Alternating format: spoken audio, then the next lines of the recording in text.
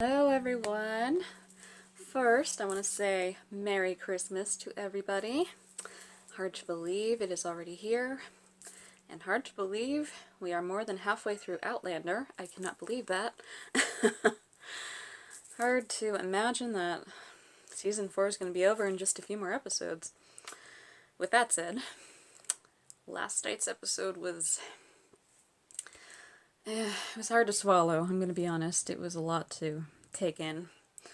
So much so, like, I had to, like, really view it again and had to make sure I didn't miss anything, and oh my god, all the trauma from that. It was a heavy episode. So let me start with a recap. A lot happened. I'm going to try to simplify it as much as I can, which that's not going to be easy, but I'll try. Alright, we begin with Roger searching for Bree. I think we assume it's at least a few months ahead from when we last saw them in the last episode. And he's trying to ask people around, like, have you seen this girl? He's using the photo, like the picture that they had drawn of them. Nobody's recognizing her. He goes to a print shop, which I guess is the printer that misprinted the obituary that will later be printed. He finds the printer and he asks if he's seen Brianna. He says no. And then out of the shop walks Fergus. Roger asks Fergus, have you seen Brianna? Basically. And he says no. And that's it. That's the only interaction we get with them. But still, I did not know that would happen. So maybe that will come into play later. We'll see. Maybe Fergus will recognize Roger at some point. Maybe that'll help him. Maybe it won't. I don't know. We'll find out. Then we see Fergus walking home. And this is actually a great transition because we get to see him coming home to Marsley. And Fergus finds that Jamie and Claire are visiting. And they're visiting their grandson. I believe his name is Germain. I could be pronouncing that wrong, but one of those pronunciations. So they are proud grandparents, and it's great to see.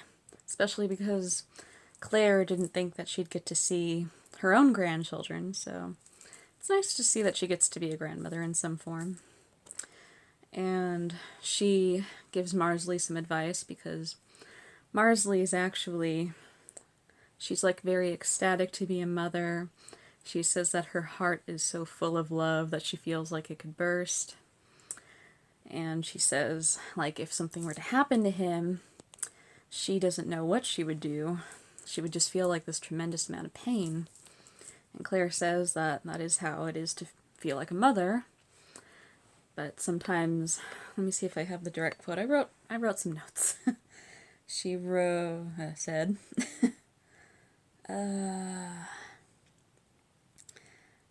she wrote, oh my god, I can't say it. She said, you can't protect them from everyone and everything. Unfortunately, this is kind of foreshadowing some unfortunate incident that did play out in this episode, but I will get to that. So basically, Claire and Jamie are in town because they're going to the theater with the governor, and that's a whole awkward situation because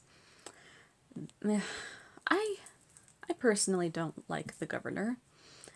I mean, he was a little more likable by the end of the episode, but I still don't trust him. You just can't trust them. Ever. Maybe Lord John, but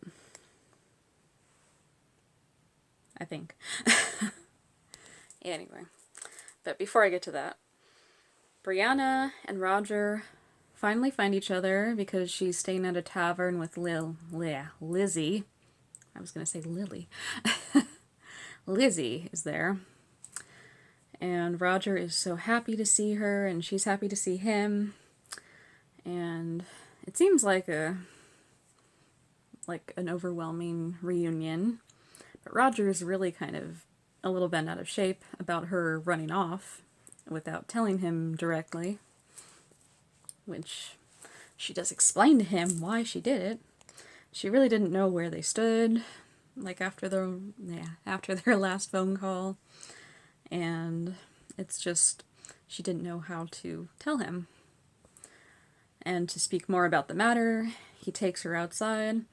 Lizzie comes down and she sees him taking her outside, them having a conversation. He's being a little rough with her, which, not a good thing to do in public, Roger, especially in the 18th century. But Lizzie's gonna see this as, oh, he's abusing her. And that does come into play eventually, according to the books. But, anywho, so finally they just go to a private place, and they have finally started to make up, because Brianna said that she loved him, and they were about to do something, but Brianna actually stops him, and she's like, wait, I thought you said you would either have all of me or none of me, and unfortunately he still thinks that way. And they finally come to an agreement.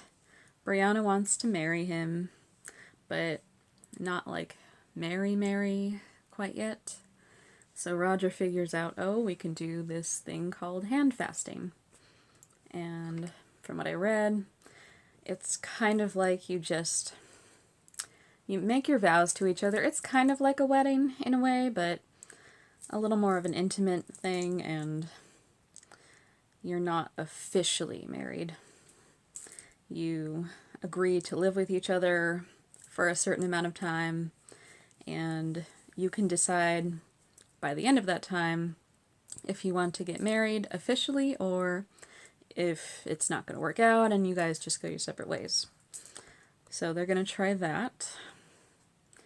And it's actually I liked the ceremony that they did. They were just in this little shed, not little shed, it was a suite, come on. And they make their vows before each other, and I thought that was really beautiful how they did that.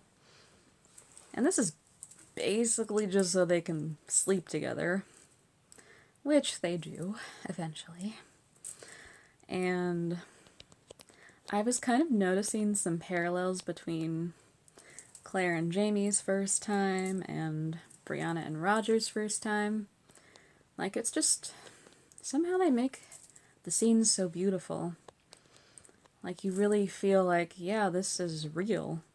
Like, it's not all this made-up stuff on other movies and shows where it's like it's quickly done, you don't really spend much time with each other, and then bam, that's it. I like that they take their time with it, and they really explore the feelings and everything. So, I liked those two scenes, the hand fasting and Brianna's first time. I thought they handled that well. Unfortunately, like, later, Brianna is talking about the fire, because I can assume she brought it up. So somehow she found the document. She probably remembered that Frank had it. And Roger, the idiot he is, brings up that he didn't know what year it was either because the date was smudged. Mistake one. He lets that slip, and Brianna's like, wait, how did you know that the date was smudged? And then he goes on to explain that he had found out about the fire, and she gets mad because he wasn't going to tell her. He said he thought about it, and obviously he was going to, but then he found out that she time traveled. But the whole fight gets really out of hand, and he brings up Fiona and him deciding not to tell Brianna, and she gets mad, like, I should know these things, it's not your choice to make. And then he starts getting angry about it, and he says, now that I'm your husband, you should do as I say. Mistake number 2. And he just says so many infuriating things. And then he even brings up, because she's starting to push him away, he brings up the whole thing with Frank. Like, I guess she had told him what she had said in the car before his death. And that is mistake number 3. Because he uses it to say, like, don't do to him, or don't do to me what you do, don't do to me what you did to him, basically.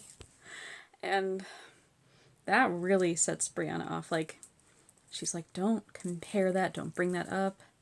And eventually she just tells him to go back to their time. And he doesn't really want to at first, but she says that that's what she wants. And he finally agrees with her and he just leaves, leaving a poor, broken-hearted Brianna. Unfortunately, this was kind of the beginning of her troubles. But I'm going to get to that in a second, because this is a big scene and I want to leave that for the last part of the discussion. But this whole time, Roger, he seemed like he was redeeming himself, but then he goes and says these things, and it's like, dude, I know your father was a reverend, but he must have taught you some kind of compassion towards women. And then I thought to myself, who is he acting more like? Is he acting like the Reverend, or is he acting like Galis Duncan? Because remember, she is technically one of his descendants. Not descendants. Ancestors. God, I got that mixed up. But she was kind of like that. She had no respect for other people. It's always what she wanted. She was very selfish. And that's how Roger's being. He's being very selfish. And I get he loves her, but that's not how you treat people. Even if they're your wife.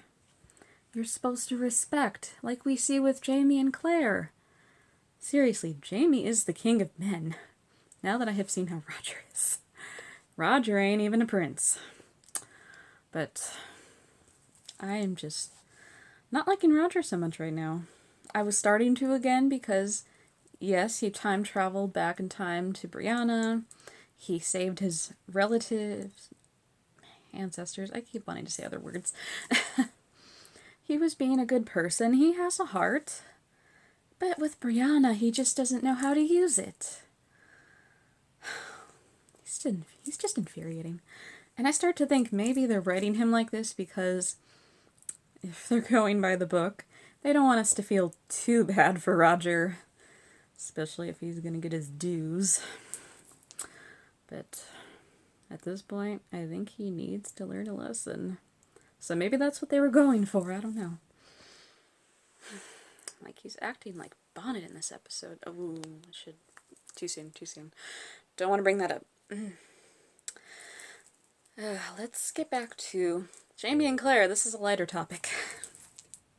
So, while they're at the theater, Claire is having a discussion with, I believe it was the governor's wife. I can't remember. I assume it was her. She is pointing out Colonel George Washington, and they go to meet them, Washington and his wife. It's so weird to hear the American accent. Like, I hear it all the time. We hear it with Brianna in the show. But that's, like, it. Like, in the 18th century, we haven't really heard an American accent aside from Brianna. Then to hear, like, the 18th century American accent, it was so weird. But it was cool at the same time because I didn't know Washington was actually going to be a part of this. Can you guys tell me if he was in the books? I don't think I read anywhere that he was. And I mean, he had, like, a small part in this episode, but he was still there. And Claire said one of the funniest things. She's, like, listening to George Washington say, like, how he was in Virginia the whole time during Culloden, and she says, chopping down cherry trees. Everybody stares at her, and she realizes that she let that slip, and she says, is what a boy would do during those times or whatever. Just thought that was funny that she had to save herself in that moment. But yeah, it was really cool that they got to meet him. He does play a slightly important role in a second. But while they're watching the play, Jamie is informed by the governor that he is aware that there is a coup or such that's been planned to like take back the taxes from the British, and he knows who is the leader, and it is none other than Murtaugh Fitzgibbons. So Jamie has this information, and he can't do anything about it, which is very nerve-wracking, especially when you know that your family member, who you just learned is alive, is about to be in trouble, sentenced, possibly hanged. Yeah, he just can't do much. He's powerless in this moment. Then he has a realization. He's sitting next to... The governor has like a colleague of his, and he's sitting on the other side of Jamie. He was having some pain earlier. Jamie was informed by Claire that it could be something dire. So Jamie, he kind of... This isn't funny, but it's just the way he did it. He realizes, oh yeah, this guy's in pain, and then he nudges him really rough, and that really sets off the guy's pain. And he's like, oh, this guy needs a surgeon, help him. And so Claire is going to go perform a hernia surgery on him. And before she does that, Jamie informs her, Murtaugh's in trouble, I need to go help him. So she promises to distract everybody with the surgery, basically. So while she's doing that, Jamie slips out, and he catches the Washingtons leaving, which kind of an odd time to leave, but... and they offer him a ride, so he takes it. And when they get there, wherever he's going, we don't really know, he's dropped off, and Washington asks, is there a war that I'm not aware of? And Jamie says, Aye, there is, sir. Little does he know. So we don't see what Jamie does. We don't see him get to Murtaugh. After Claire performs the surgery, which the governor was hesitant with at first, but finally, after he sees her skills, he's like, never mind, I was wrong about you. Jamie sneaks back in, and he's there, and Claire's wondering, did you reach Murtaugh in time? And he's like, I hope I did. We don't know what that means until we see Murtaugh and his men about to attack the carriage with the tax money, and Fergus shows up, and this is the first time we're seeing adult Fergus with Murtaugh. I loved the scene. Like, Fergus not just saved Murtaugh's life, but just that this was their reunion. It was so nice to see. Like, remember guys, Murtaugh dies in Culloden in the books. That's it. We don't get to see him interact with the future characters, or the aged characters, I should say. So to see this again, like I said in my past episode review, this was so heartwarming to see him with Fergus again. And I'm really hoping we get to see Murtaugh meeting Brianna. That would be wonderful. Because he was told by Jamie about her, so maybe Murtaugh will have an important part there. We'll see. So yeah, with that crisis averted, Jamie and Claire once again saved the day in 2 ways. And fortunately, Jamie almost gets ratted on while they're on a ride in the carriage home. The governor is talking, and I don't remember who this guy was exactly, but he was saying that he saw the Washingtons leave, and then we're like, oh no. And he doesn't mention Jamie leaving with them, but oh my god, that must have been terrifying for Jamie. So many nerve-wracking moments. That's just Jamie and Claire's lives, I guess.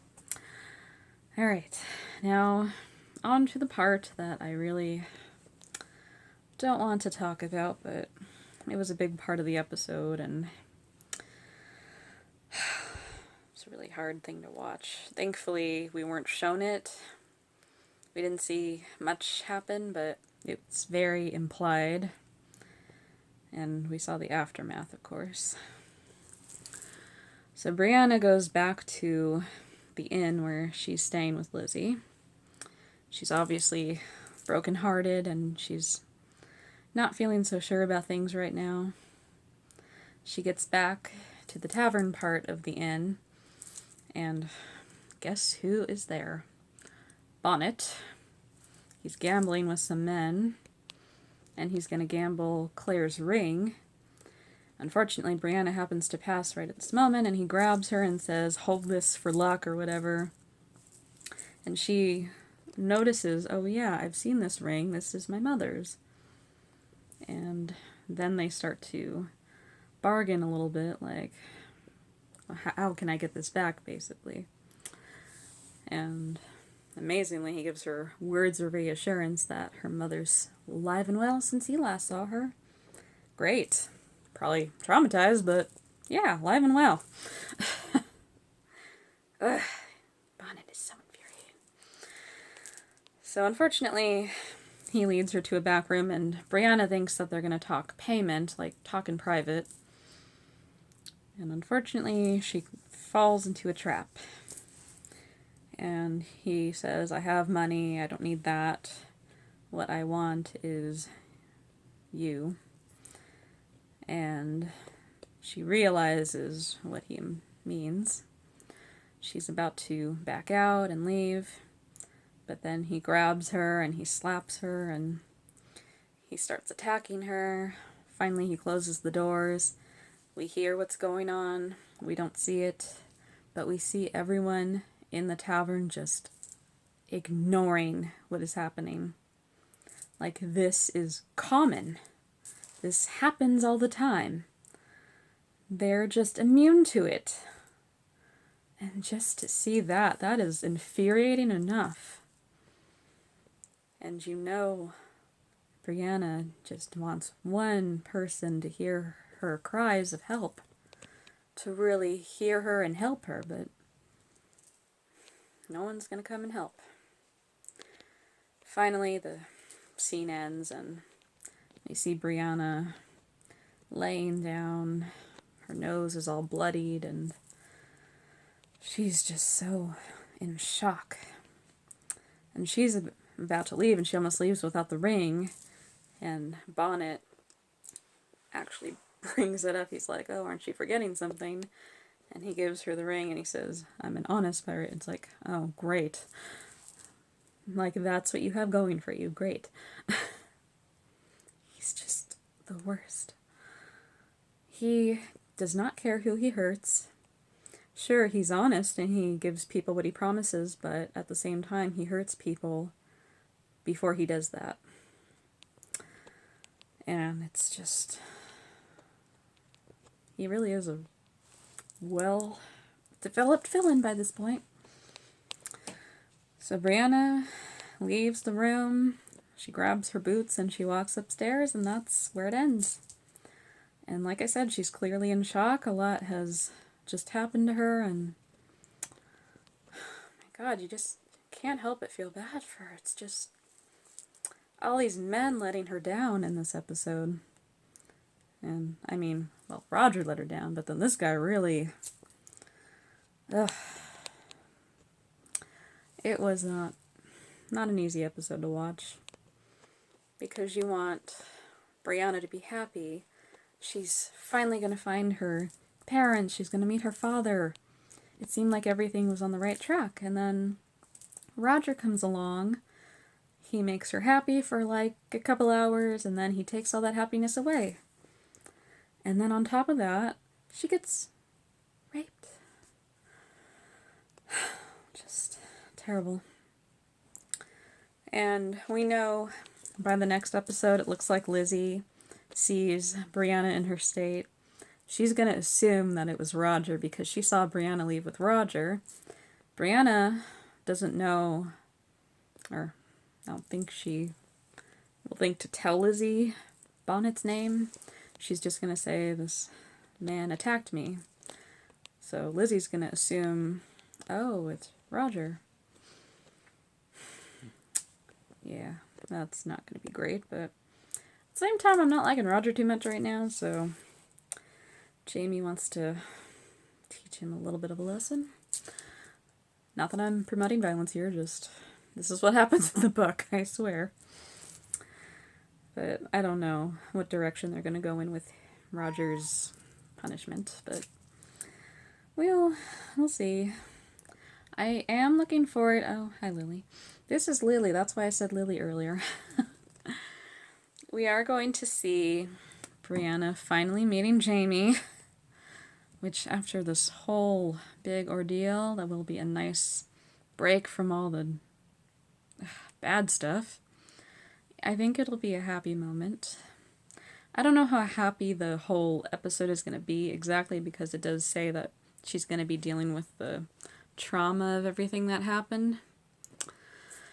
So I'm sure the whole thing with Bonnet and Roger is just really going to eat at her.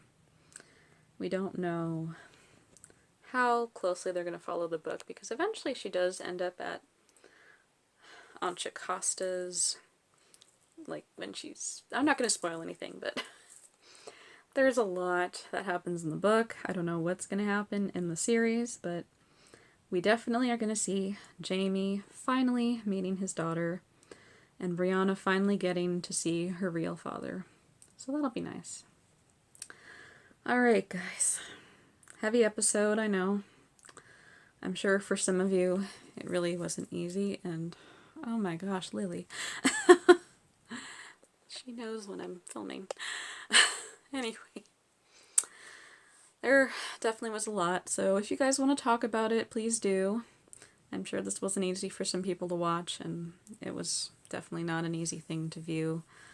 Thankfully, like I said, they didn't show it, but the implication's enough to make you just sick to your stomach. Alright, guys. I'll see you for the next episode. Jamie meeting Brianna, that'll be nice. Alright. Merry Christmas, everybody. Have a good, safe holiday, and I will see you next week. Bye!